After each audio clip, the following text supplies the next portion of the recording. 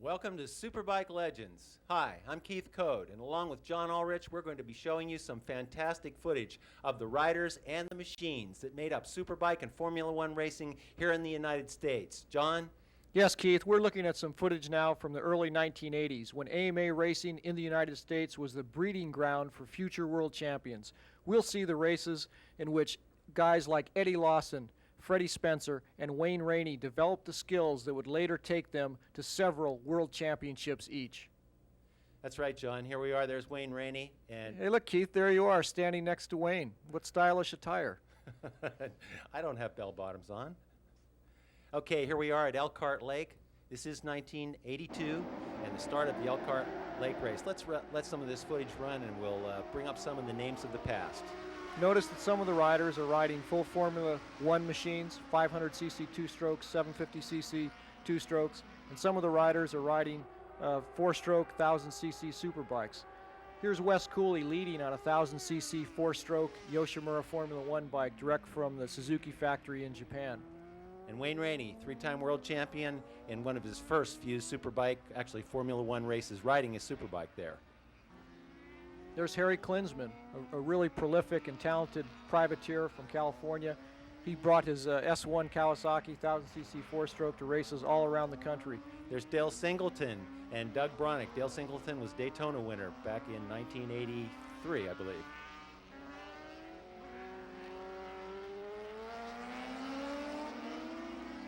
There's a group of riders going up the hill at Elkhart Lake, Turn 5. Wayne Rainey chasing John Betancourt here going up the hill into Turn 5.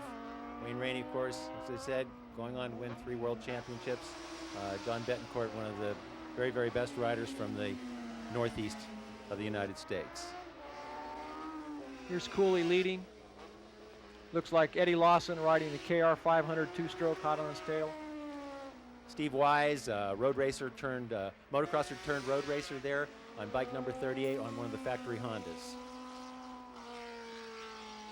Look at those lean angles. They just don't seem quite as acute as they got later on when the tires improved. What do you think, Keith? Absolutely, John. The tires of the early 1980s are probably not as good as a DOT street tire of 1992, 1993 vintage. So, yeah, the lean angles, although they looked fantastic to us when we were back there racing, definitely are not what they are today.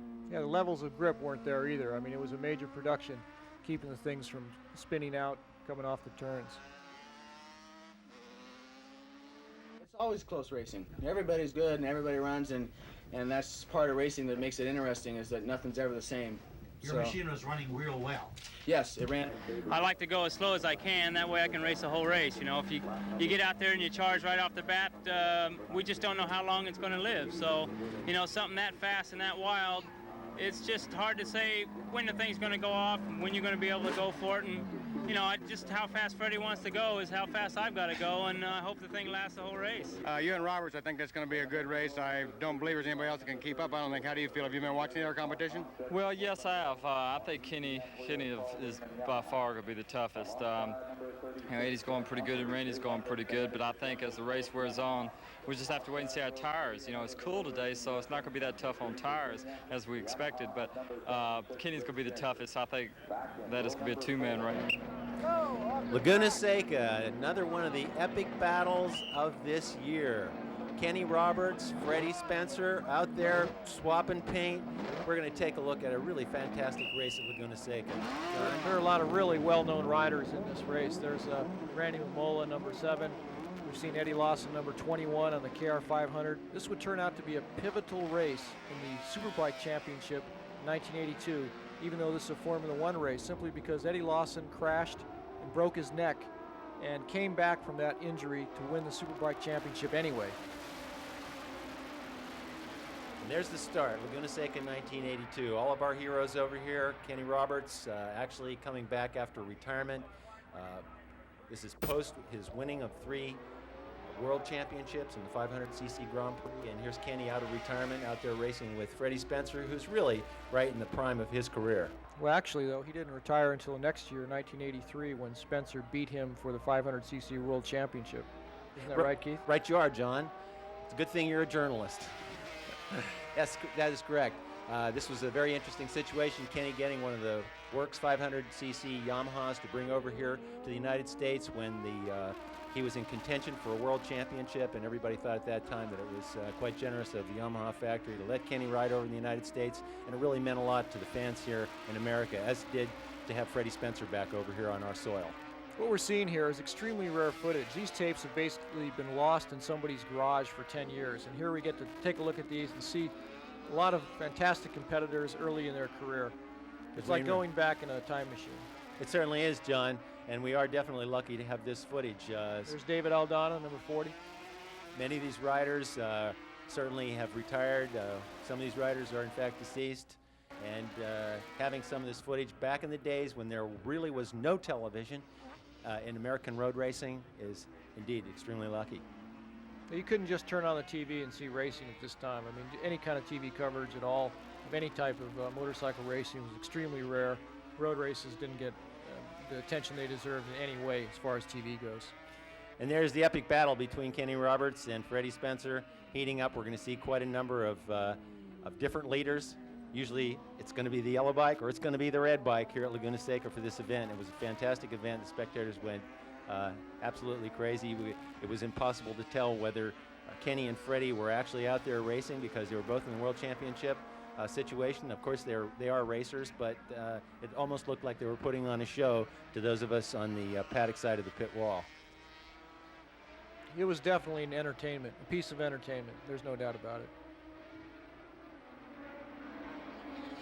There's the old track at Laguna Seca, we might mention, without the newfangled infield that we're using currently for the Grand Prix and also for the AMA races.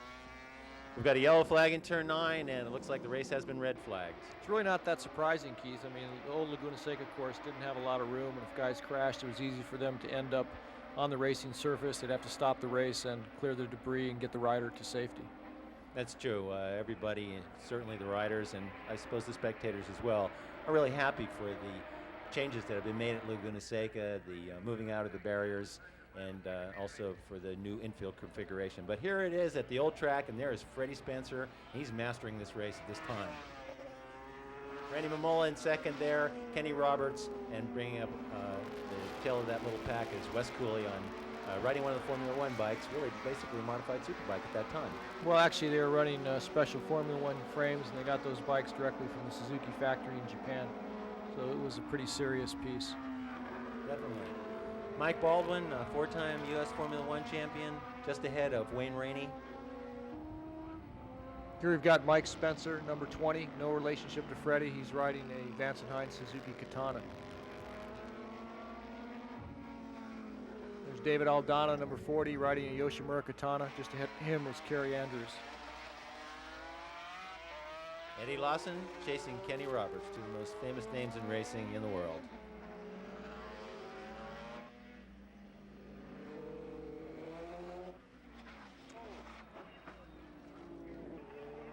Rider gets off the top of the corkscrew. Wes Cooley makes it through.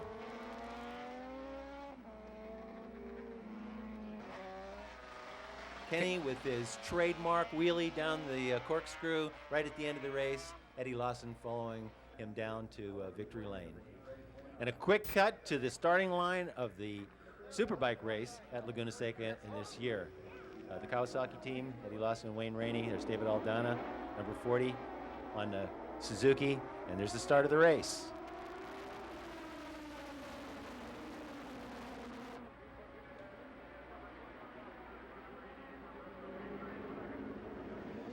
John, it's always interesting to look back at these early 80s and late 70s type motorcycles with the wide bars on them. It almost look like these guys are riding Longhorn steers compared to the modern day superbikes and Formula One type machines.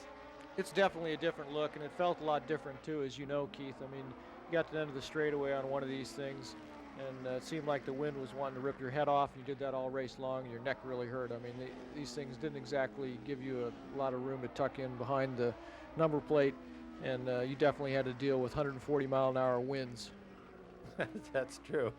Well, yeah, John, they were about as aerodynamic as a concrete block. And Eddie Lawson going to one more trip to the winner's circle as he did so many times in his superbike career here in the United States. He absolutely dominated this race. There we see Wes Cooley.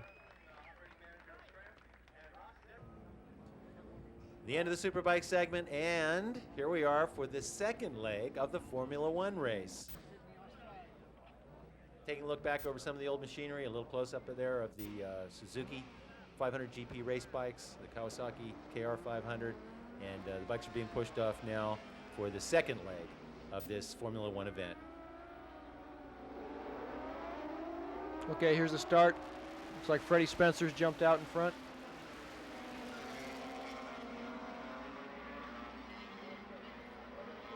There was the old turn 2 at Laguna Seca. As you can see, the hay bale's very close to the outside of the racetrack. Everybody was extremely happy when they got moved back.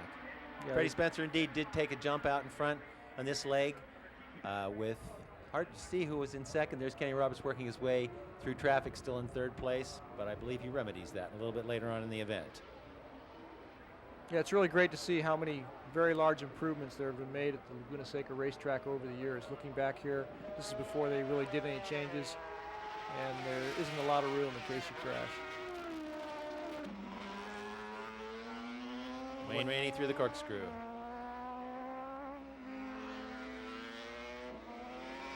Kenny Roberts through the corkscrew.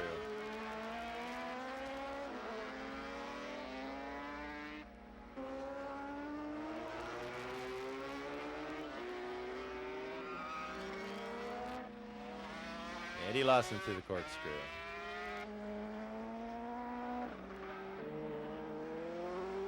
Wes Cooley through. Steve Wise.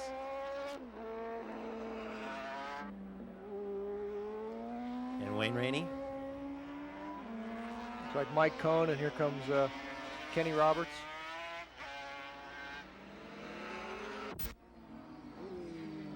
Randy Momola. Another view of that corkscrew. That turn is a lot more tricky than it looks like at first observation. I mean, it's a whole other picture when you're rolling down that thing. That's true. It's you can't see the steepness of it from this particular angle, and it is steep. When you come over that thing, it really drops off. As you can see, Kenny doing his trademark wheelie through there. Wayne Rainey at the beginning of his career on the Superbike. And here's winner's circle.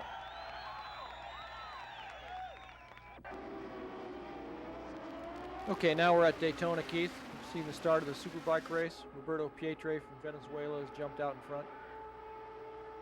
That's right, the Superbike 100 at Daytona on the big tri-oval race course. Here we see the leaderboard with Mike Baldwin up front, Roberto Pietre, and Freddie Spencer in third position, but I believe that's going to change. All the stars are here. The green bike out there is Eddie Lawson.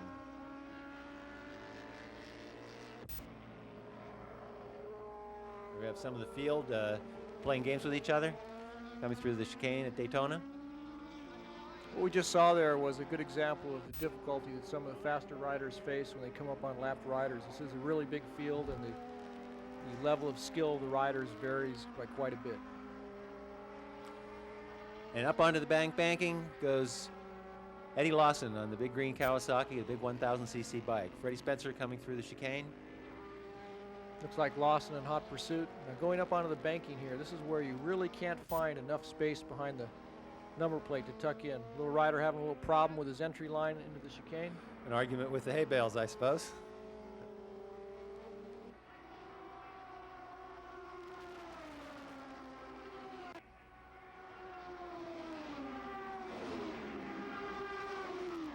After 100 miles of this, you're definitely happy to see the checkered flag, and here we've got winner's circle. Freddie Spencer and Roberto Pietre holding up the trophy. They're very, very happy.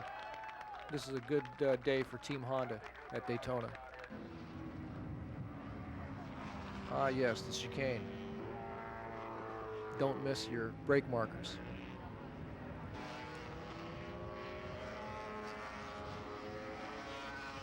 Corner workers are getting right to it. Okay, John, there we are. The fire's cleaned up. It's just another look at Daytona. High speed, very long straightaways. Here we are again at the famous chicane. There's Freddie Spencer on the 500cc Grand Prix style bike out in the Formula One event. This would be practice and qualifying for the Daytona 200. This looks like a heat race. That's Graham Crosby, isn't it, that Spencer's pouring champagne on? Yes, it is. And here we are at the old Laconia track in Loudon, New Hampshire. This place is legendary for its snapping turtles and animal pit. There we are. Well, Ronnie Reagan was there, of course, at Laconia. Everybody shows up at Laconia. You get some wild fans at this track, always have. Unbelievable action out in the forest. Well, we're back at Elkhart Lake. Here we are in a wet weather beginning of, looks like a superbike race here at Elkhart Lake. And that's right, Eddie Lawson in the very back. I think he had crashed in the wet heat race and had to start from behind. There's Eddie going up the inside with a bright green suit on. He came from about 40th, and it looks like he's going to enter turn 1 in maybe 3rd.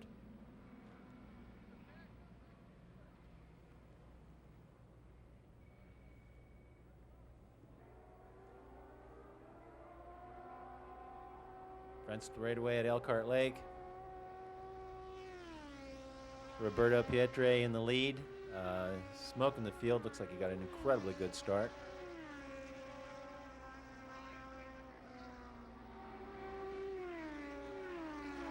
Lawson in a conservative 5th at the beginning of this event, not wanting to repeat his heat race crash.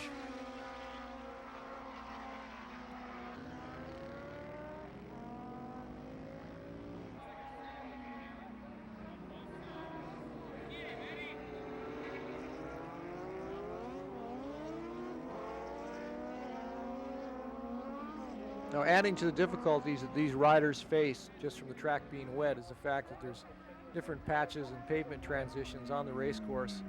Traction changes and can change in the middle of a corner as they cross these different pavement patches. This is a pretty tricky track. And you've also got the visibility problem. By the time you get to the end of the straightaway in a rainstorm on this track, there's so much spray flying around from people you're trying to pass or people you're lapping that it's almost impossible to see, and you're going very, very fast. Very true. Elkhart Lake, a slippery track under the best of conditions. There's Eddie making the best of a slightly drying track, and he has assumed the lead. There's Wes Cooley pulling his way through the field up towards the front, also with a very slow start in this event. Whoa, you just saw that right there. That was a traction problem personified right there. A little bit of wiggle of the rear end. Here's Eddie after he's gotten the checkered flag.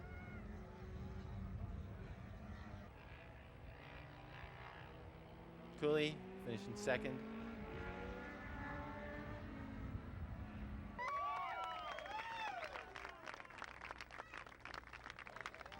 And Wayne Rainey in 3rd position at this event at Elkhart Lake, Wisconsin, Road America. Look how young Eddie looks. Look at that. Future world champion.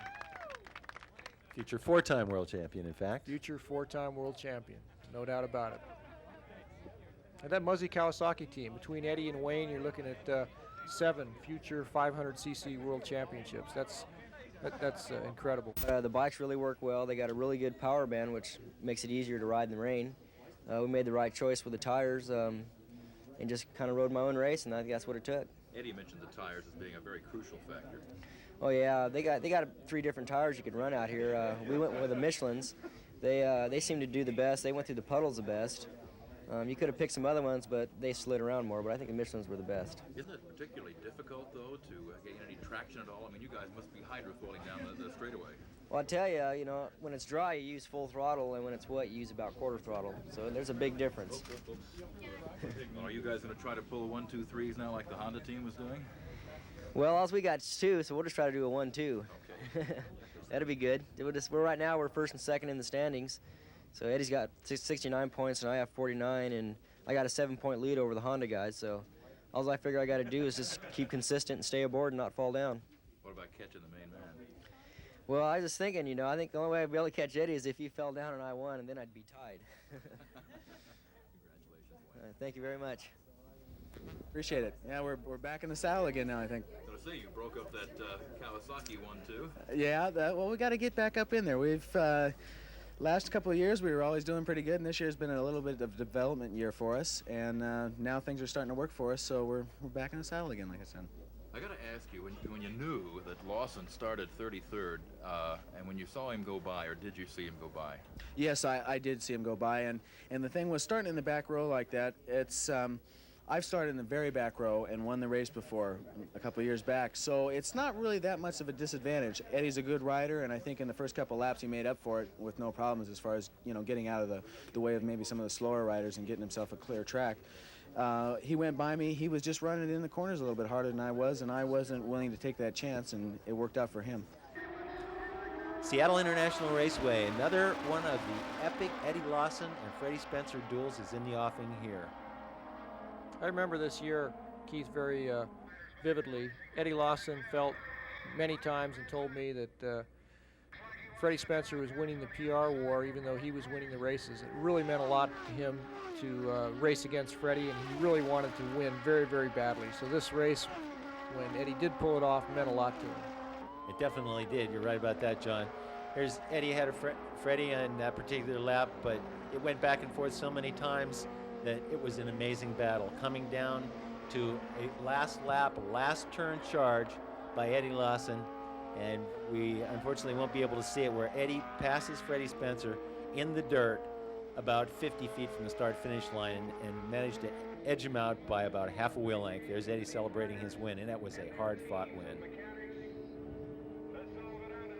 Eddie, of course, went on to win the Superbike Championship this year. Well-deserved title. Here we have Freddie, a little bit more reserved.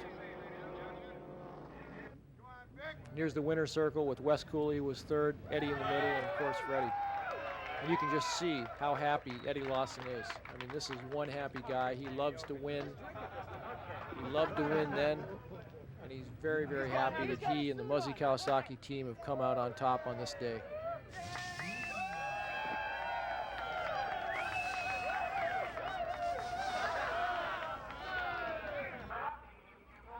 From Seattle International to Riverside Raceway in Riverside, California. Here we have a stellar lineup of Superbike racers. Early 80s style. Wes Cooley sitting there on the Yoshimura Suzuki. Wayne Rainey on the Muzzy Kawasaki. Here we have Steve Wise on the factory Honda. Roberto Pietre next to him on factory Honda. Of course, Eddie Lawson is here. Mike Baldwin, all the stars of the early 80s. John?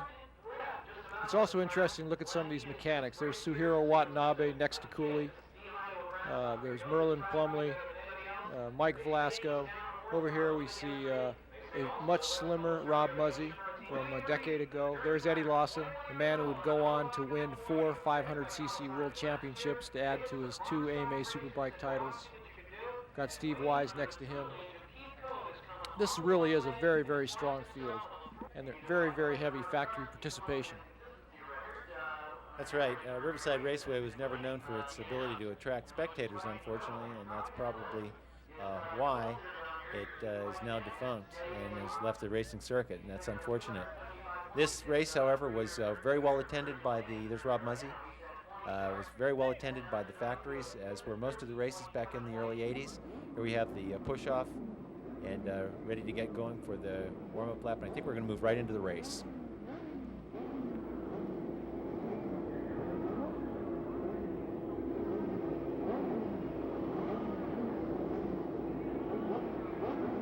Background, you see the slightly banked turn 9 with a wall at the top, hay bales in front of it, very difficult turn. And very hard wall. That wall is made out of boilerplate with earth backing. Nobody ever got through it on a motorcycle, that's for sure. Here's the start of the event. That's Riverside turn 1, and I see them disappearing into turn 2 and up through the famous Riverside S's. It's really a shame that this historic track is now the site of condos and a shopping mall. So much history has taken place here. So many great races were fought on this pavement. Very difficult track. Turn 1, relatively bumpy. On these motorcycles in this era, it was very difficult to get through there without the motorcycle shaking around a little bit. If you didn't have your bike set up right or you're a little bit offline, you could do quite a dance through there, and it was plenty exciting because guys were not slowing down very much for turn 1.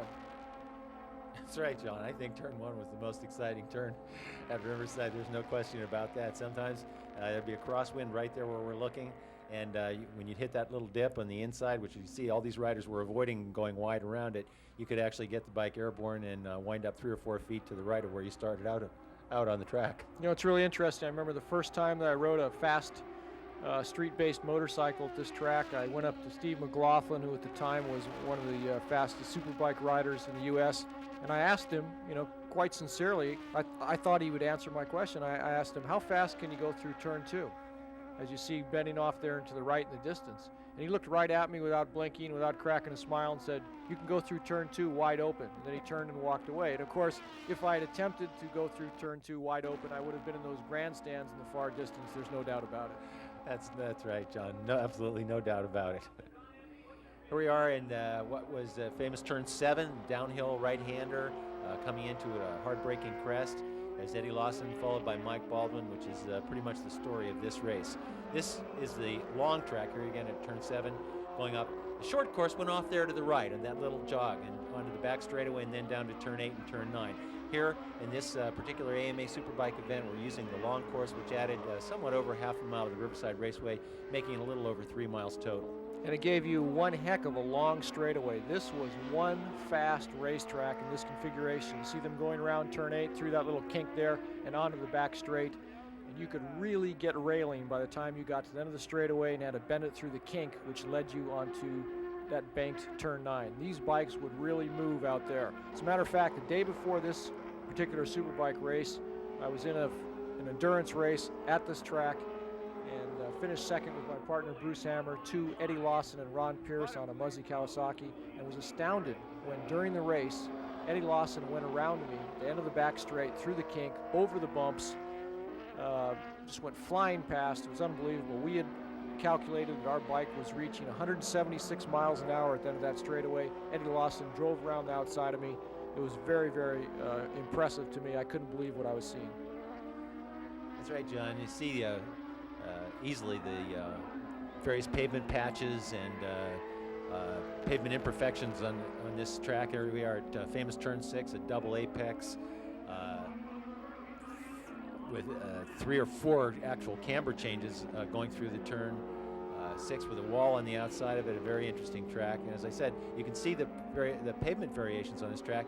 Very, very rough track because it was mostly used for car racing in those days. Cars, of course, when the asphalt gets heated up, they run through the asphalt and roll it up practically like a cat stopping on a rug on a polished hardwood floor. And we see here, we were all very, very excited in club racing in Southern California to get this new pavement here through turn 6 and through turn 7, but the rest of the racetrack is definitely not this smooth. Oh yeah, I mean, and this was a huge advantage for the guys who really knew what they were doing. The Muzzy Kawasaki's, for example, worked much better over the bumps than some of the bikes other guys were running. I mean, Eddie Lawson and, of course, his crew chief, Rob Muzzy, knew how to make their bike work, and it really paid off for them. I mean, these guys could just fly over the bumps and have a lot less trouble doing that than some of the other guys. I mean, it really was a difficult track for the average guy to get his motorcycle to work on. Here we have the end of the race. Eddie Lawson the victor, as you can see, even though Mike Baldwin was in front of him. It was a race-long duel. They took off, left the field. There's Eddie, a very happy guy on the Muzzy Kawasaki. Starting off down the long back straightaway, and I think Eddie's got a little treat for the fans. There's a long, long, long wheelie. Wes Cooley, who had a few problems during the race. Wayne Rainey, who finished 3rd in the event. A very happy young man.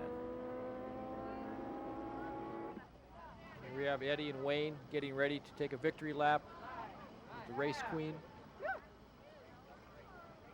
You see Mike Baldwin is not up there unless he's turned into the race queen with red and white Honda colors on. I don't think that's him. He looks a little different.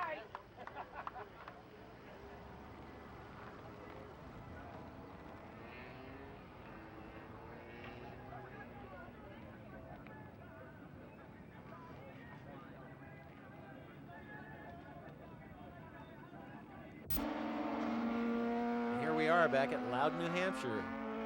This is the Laconia track, actually Briar Motorsport Park, and this is the track's old configuration. It has now been changed. It's now called New Hampshire International Speedway, and the track is sort of a mini Daytona with a 1 mile banked oval, cupping in the road race course, which actually wound up to be about the same length as the old track, 1.6 miles. There's Mike Baldwin, one of the Louden masters, Wayne Rainey on the Muzzy Kawasaki, back in the old days when it was 1,000cc Superbikes, and this, of course, is the Formula One class. Rainey there going underneath a rider at the old Louden track. What a change in character, though. This old track has so much history. It was such a different track to ride on in the new configuration. This is a very difficult track, had a lot of elevation changes, just a huge amount of history, drew enormous crowds. I have a lot of fond memories of this racetrack, Keith, and I have a hard time getting excited about the new version. Well, I happen to share that with you, John. I've raced at the new New Hampshire International Speedway for the last 2 years, and I had raced in the Superbike days back in the 70s at the old track, and I preferred the old track too, with all its bumps, all its walls, and all its trees and all its rocks. Now here we've got an example of how not to do it. This motorcycle is blown up. This guy's still riding it on the racing line, and it's hard for me to believe that he's not putting oil on the line. It's also hard for me to believe that he doesn't know something is amiss. Here we have Jimmy Fleece on his TZ 500. Jimmy had a hard time on that 500. It was an ill-handling beast. It was one of the old inline machines that he rode with. Kenny Roberts had helped him out with. In fact, Kenny Roberts had taken him under his wing in that year.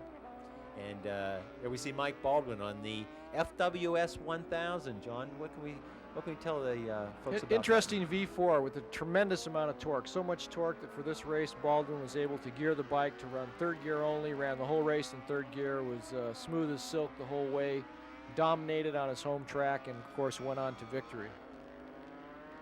We have coming down the hill at the old Louden track, Briar Motorsports track. Now it's interesting, this is the oldest road race in the United States. I believe they last year celebrated something like their maybe 67th year. The first Louden track was actually at Gunstock up in a park, and it was run up in that park, a public park with trees all the way around.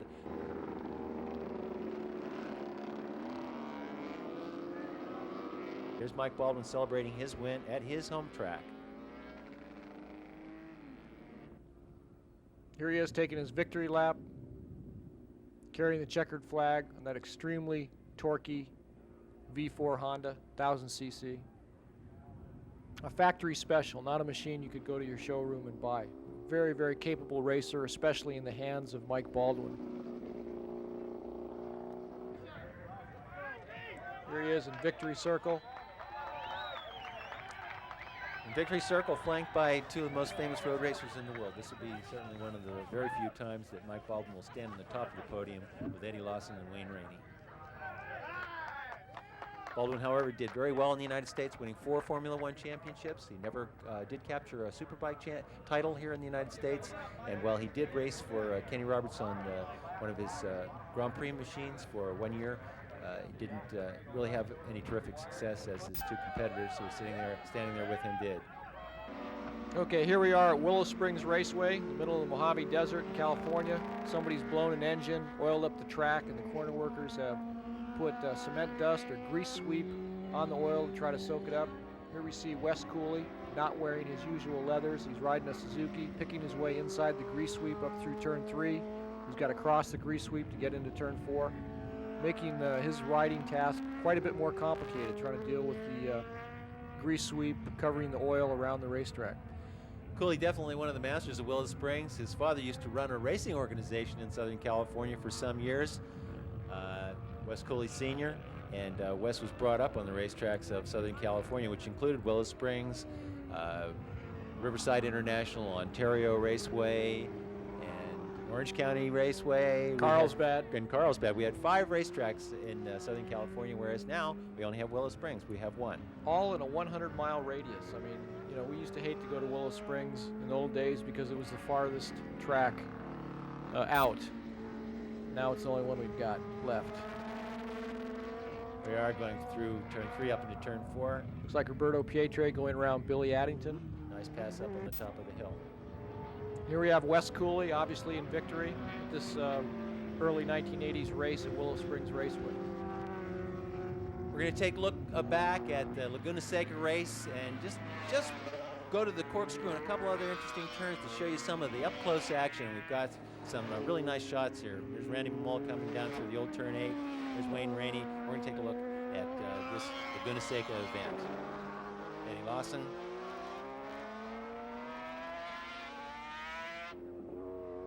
Mike Baldwin. Listen to the sound of that FWS Honda. Quite a distinctive sound.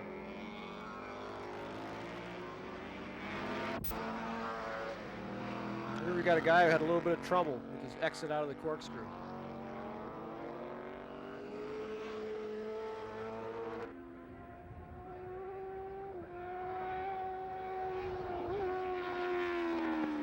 Eddie Lawson on the Superbike going up the hill at Laguna Seca. That entire Esses section has been taken out now that they've changed the course. That was a very fast section. You had to be pretty brave to get your bike through there. Right, Freddie Spencer here. Obviously, we're on a warm-up lap before the beginning of the event, and there they are off in another really exciting early 1980s Superbike event with the Eddie and Freddie show leading the pack. It's Freddie Spencer in front right now, Eddie Lawson in second. You know that he wants to get past Freddie Spencer. This was an intense rivalry. Eddie especially wanted to beat Freddie Spencer every time, every track, every opportunity he had. He wanted to win. There's no doubt about it.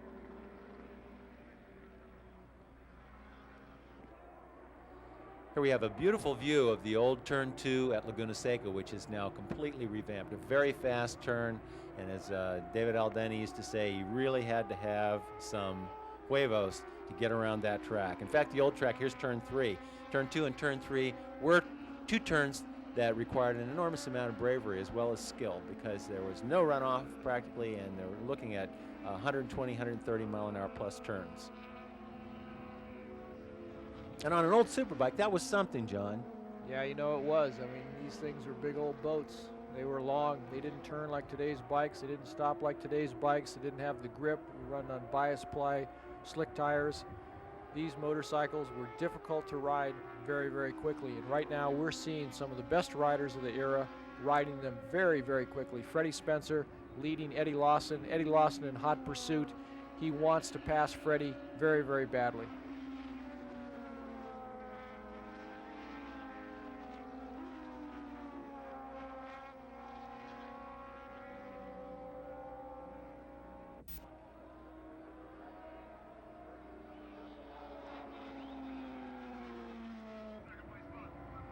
Let's just take a look back at some of the other Superbike events of the early 80s here at Laguna Seca at the old track. Really nice to see this vintage footage of the Laguna Seca racetrack, because nobody, of course, will ever see those scenes again. Here we have a very interesting duel between Steve Wise, Mike Baldwin, and Wayne Rainey coming up through the old turn 5 at Laguna Seca. It's interesting because Mike Baldwin was the accomplished master, the #1 rider on the Honda team. And here's young upstart Steve Wise, a converted motocrosser, leading in a very good battle for first place. And I believe this is around the time when Steve Wise was one of your students, isn't it, Keith? That's right. Honda was afraid that he might throw some more bikes away with his motocross background, and the then team manager Udo Giedel asked me to help Steve Wise, and it was very interesting. I was training Steve Wise for the next 12 events, and he got in the winner's circle 11 times out of the next 12 events. And that was quite a dramatic turnaround, because I remember watching Steve Wise when he burst on the road racing scene, and he had some pretty erratic lines. I don't think the guy went through any given corner the same more than twice in 50 laps. I mean, it was astonishing to see. I think he was looking for the berm, I'm not sure. That's probably right. Well, he cured himself of that, certainly. Being ahead of Mike Baldwin, certainly one of the 1980 Superbike legends, was no easy feat in those days. And we're seeing some very precise riding by Steve Wise in this footage here. He was using every inch of the track, very precise on his turn-ins. He was doing a real good job. Excellent. Here some other vintage footage of Freddie Spencer down through the corkscrew at Laguna Seca. Very obvious to see why they call it the corkscrew from shots like this. Shot of Mike Baldwin on the FWS, Randy Momola in the corkscrew. See the signature Monterey cypress trees in the background. The Laguna Seca facility now, Grand Prix quality racetrack, 40 feet wide now, although the configuration of this section is exactly the same. The track has been widened and repaved. It's certainly an even more beautiful facility than it was before. Of course, all of us thought that Laguna Seca was the most beautiful racetrack in the world when we first went up there in the 70s. How about you, John?